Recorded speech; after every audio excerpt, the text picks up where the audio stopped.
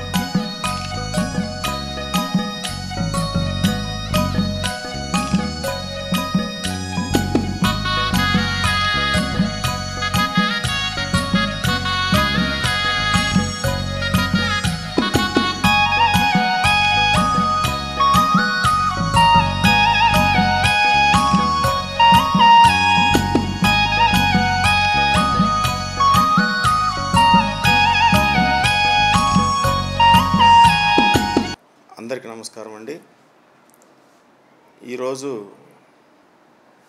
2024-25 విద్యా సంవత్సరంలో మొదటి టర్మ్ని సక్సెస్ఫుల్గా కంప్లీట్ చేసుకొని విద్యార్థులందరూ దసరా సెలవులకి వెళ్ళబోతున్నటువంటి ఈ శుభతరుణంలో ఒంగోలు నారాయణ స్కూల్ నందు